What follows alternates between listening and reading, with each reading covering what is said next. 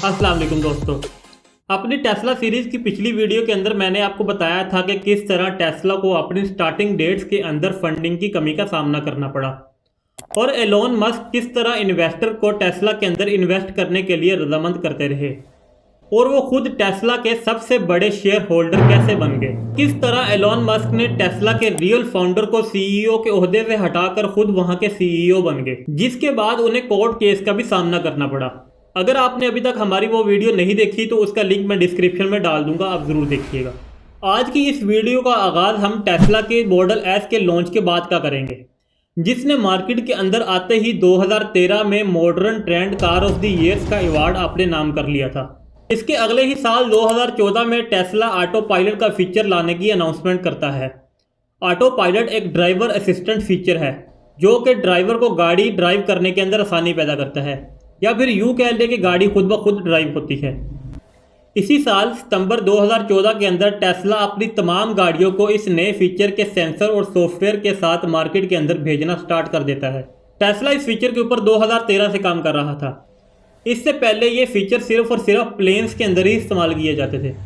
Starting में Tesla अपने model S के अंदर इस फीचर को लॉन्च करता है, जिसमें ऑटोमेटिक पार्किंग और लो स्पीड स्मूनिंग का ऑप्शन मौजूद था। लो स्पीड स्मूनिंग का मतलब है कि आप लो स्पीड के ऊपर 5 किलोमीटर पर आवर या फिर 3 मील्स पर आवर की स्पीड के ऊपर आप अपनी गाड़ी को बगैर अंदर बैठे अपने मोबाइल ऐप्स के जरिए कंट्रोल कर सकते हैं।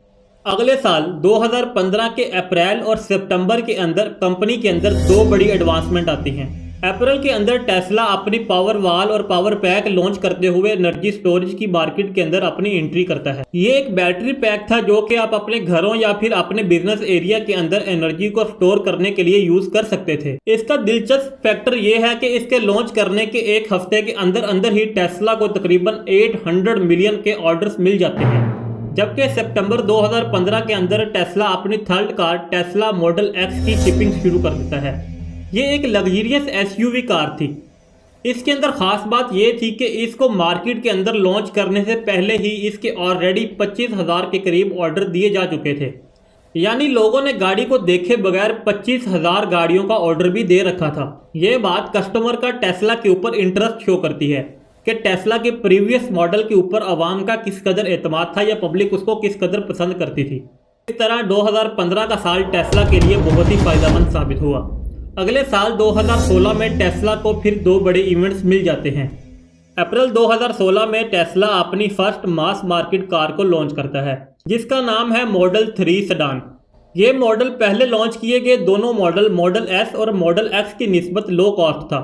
लॉन्चिंग के वक्त मॉडल एस की प्राइस $80,000 से लेकर $144,000 के दरमियान थी, जबकि मॉडल एक्स की प्राइस $84,000 थी, जिसके कंपैरिजन में मॉडल 3 की प्राइस जस्ट 35,000 रखी गई थी, ऑलमोस्ट हाफ से भी कम।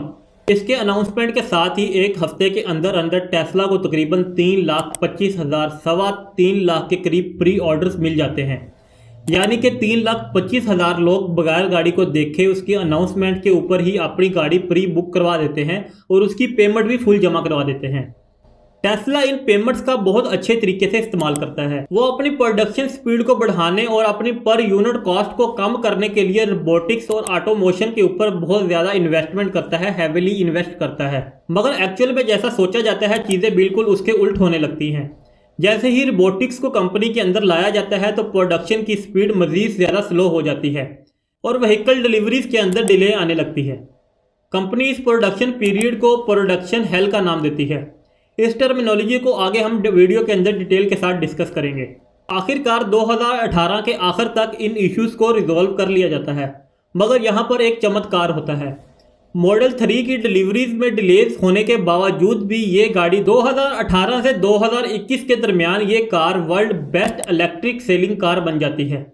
अगर 2016 के दूसरे इवेंट की बात की जाए तो नवंबर 2016 में टेस्ला सोलर इंस्टॉलेशन के बिजनेस में एंट्री करता है, यानी कि 2015 में जिस पावर स्टोरेज प्रोजेक्ट का आगाज़ किया गया था उसको चार्ज करने के लिए सोलर पैनल भी टेस्ला ही प्रोड्यूस करेगा।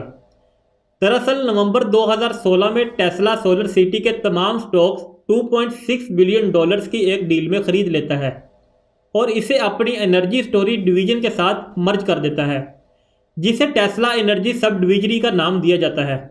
ये डील कई तरह की कंट्रोवर्सीज का शिकार रही, क्योंकि डील के वक्त सोलर सिटी कई तरह के फाइनेंशियल डिफिकल्टीज का शिकार थी और ये बात टेस्ला के शेयर होल्डर के साथ शेयर नहीं की गई थी। फरवरी 2017 के अंदर टेस्ला अपने बिजनेस को गुड लुकिंग नाम देने के लिए अपना नाम टेस्ला मोटर से टेस्ला इनकॉर्पोरेट रख लेती है। अब हम बात करते हैं उस प्रोडक्शन हल के पीरियड की। इस दौरान कंपनी के ऊपर बहुत ज़्यादा प्रोडक्शन का प्रेशर आ गया था। शॉर्ट सेलर सोचने लगे कि शायद कंपनी इन हालात में स्टेबल ना रह सके। यहाँ पर एक और टर्मिनोलॉजी का यूज़ किया गया है, शॉर्ट सेलर्स। ये बेसिकली स्टॉक एक्सचेंज में प्रॉफिट कमाने की एक स्ट्रेटेजी है। इसमें कोई बंदा किसी के शेयर्स उससे उधार ले लेता है, उससे बोरो ले लेता है, फिर उन शेयर्स को फौरी तौर पर सेल कर देता है, इस उम्मीद पर कि आने वाले दिनों में कंपनी के शेयर्स नीचे गिरेंगे और वो इन शेयर्स को दोबारा खरीद लेगा। इस तरह कम कीमत पर खरीदे गए शेयर्स और ज़्यादा कीमत पर बेचे गए शेयर्स के दरमियान प्रॉफिट को दोनों के दरमियान डिवाइड कर लिया जाता है। मगर एक्चुअल में ये बहुत ही रिस्की सा काम है। अब हम वापस अपने टॉपिक की तरफ आते हैं। जो शॉर्ट सेलर्स ये सोच रहे थे कि ये कंपनी अब अपनी प्रोडक्शन की वजह से स्टेबल नहीं रह सकती और इसके शेयर्स मजीद नीचे जाएंगे, उसलिए उन्होंने बोरो लिए हुए, उधार लिए हुए शेयर्स जल्दी जल्दी बेचना शुरू कर दिए, जिसकी वजह से कंपनी के शेयर्स के ऊपर मजीद प्रेशर आना शुरू हो गया। इन फाइनेंशियल इश्यूज के चलते हुए 8 अगस्त 2018 को एलोन मस्क एक ट्वीट करते हैं कि वो कंपनी को $420 पर शेयर्स के रेट पर खरीद कर प्राइवेट करना चाहते हैं। इस ट्वीट के साथ ही मार्केट के अंदर एक खलबली मच गई। ये शेयर की प्राइस स्टॉक के एक्चुअल प्राइस से 20% ज़्यादा थी। ये खबर सुनते ही टेस्ला के स्टॉक प्राइस यकदम ऊपर जाने लगे। लोग ये सोच रहे थे कि एलोन मस्क ये पैसा कहाँ से लेकर आएंगे। इसी दौरान एक खबर बाहर निकलती है कि एलोन मस्क सऊदी अरब के पब्लिक इन्वेस्टमेंट फंड्स के साथ कुछ डील कर रहे हैं, मगर ये तमाम कहानी उस वक्त फेक साबित होती है और पता लगता है कि ऐसी कोई डील नहीं की जा रही और वो ट्वीट एक फेक ट्वीट था। इसके बाद सिक्योरिटी एंड एक्सचेंज कमीशन, जो कि अमेरिका के अंदर अदारा है जो कि स्टॉक एक्सचेंज की पॉलिसीज वगैरह बनाता है, उसने एलोन मस्क के ऊपर सिक्योरिटी फ्रॉड चार्जेस लगा दिए। एलोन मस्क अपने ऊपर लगने वाले इल्ज़ामात को कबूल कर लेते हैं, जिसके नतीजे में उसे कंपनी के चेयरमैनशिप की सीट को भी छोड़ना पड़ता है और $20 मिलियन का फाइन भी पे करना पड़ता है। इसी के साथ हम अपनी वीडियो को एंड करते हैं। सब्सक्राइब का बटन ज़रूर दबाइएगा। Thank you so much.